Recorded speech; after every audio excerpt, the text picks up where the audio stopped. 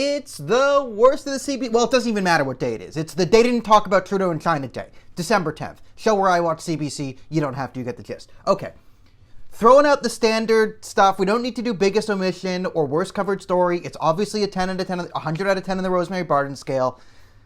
The Trudeau wanting to train the Chinese military story. 0 mentions on CBC's The National, the flagship program of this country, protecting our integrity, the vaunted fourth estate, the media that holds the politicians accountable, obviously not holding them accountable for trying to train our enemies, the enemies of our closest allies, in winter combat. Now, this story was broken by Rebel Media. This is why you see the hashtag I Stand With Trudeau crowd on Twitter say it's illegitimate. Yes, they provided physical evidence of their claims, but it doesn't matter because they are Rebel News. Therefore, if they say it is true, providing full proof that it is true, it is not true because I don't like them, because they said something I don't like. Therefore, science. Okay, now, it's been picked up by the National Post and other media. It's been picked up by international media. I've seen coverage in the States. I've seen coverage in Israel. I'm sure there's other things if I look through Twitter.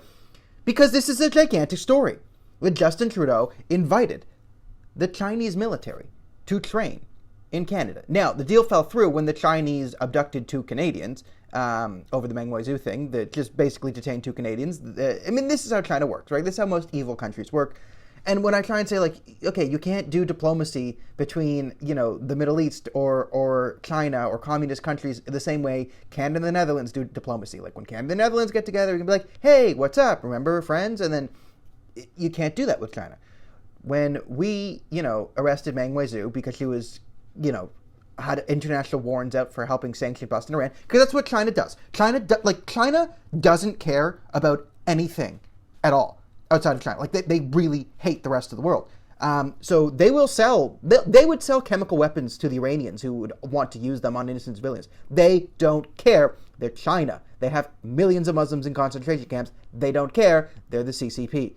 Okay. So the deal fell through when, and the military documents revealed that the Liberals were dismayed. They were upset the deal fell through. What the hell is this? Now, it's actually kind of funny because Justin Trudeau is actually less pro-China than John Chrétien's Liberals. John Chrétien's Liberals were an extension of Beijing in Canada on all issues.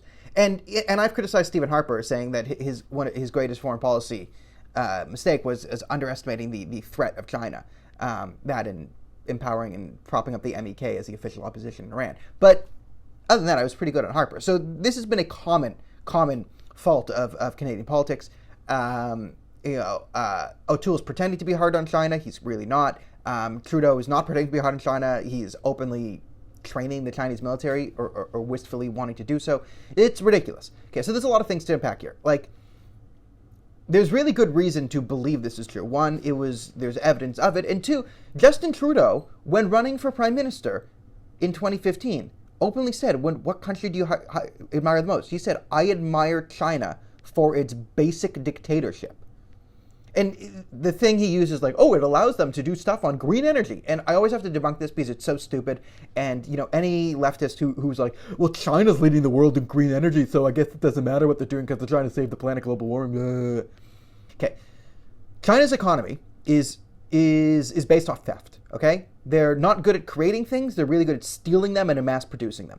So what they do is they steal Western patents for things. So all Chinese green technology is really American, Canadian, European green technology. The Chinese rip off the patents, start producing them, right, and pretend it's theirs. And then the military goes, oh my God, look, they're doing more green energy than the rest of the world. They're so good. No, they're stealing our green energy patents, destroying the green energy companies in the West that actually are innovating and creating the green technology that might actually be helpful, destroying those companies by stealing their patents and then selling them at a cheaper, less efficient, low quality to the rest of the world. The green energy, China. Oh my God. So that's the Chinese economy. And we could almost talk about how Trump was about them to accept international patent law before COVID-19 hit and blah, blah, blah.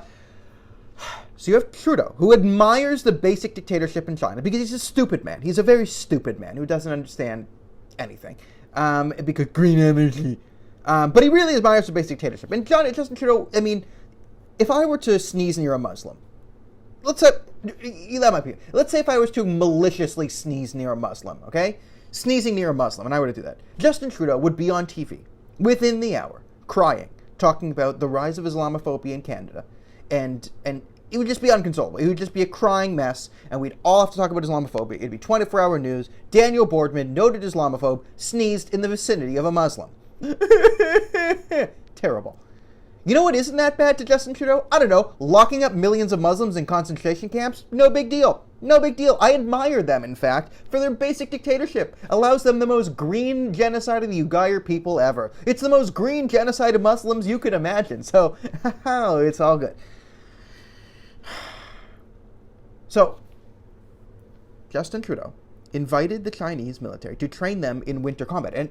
And winter combat, as I said, when you train the Chinese for winter combat, who would the Chinese possibly be fighting in snowy regions? The only people that'd be fighting is maybe our allies India across the LAC, line of actual control in Kashmir, which they did fight in winter combat earlier this year.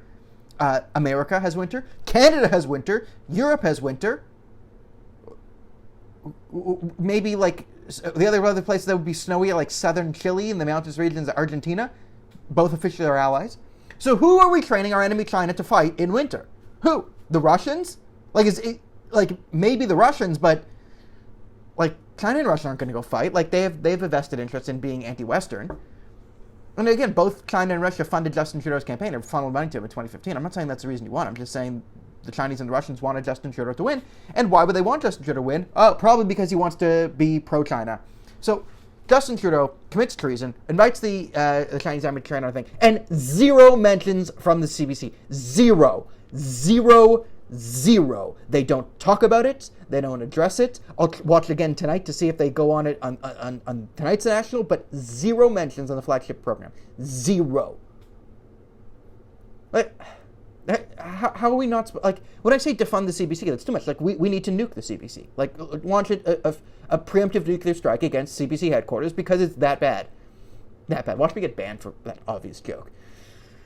Ugh, driving me crazy. Yes, on the Rosemary Barton scale, 100 out of 10 on the Rosemary Barton scale, they did not address the fact that Justin Trudeau didn't talk about the fact that the Liberals wanted to train the Chinese military in winter combat to fight our allies. Like... You wonder why we're friendless on the international stage? This is why. Ruining the country, this idiot.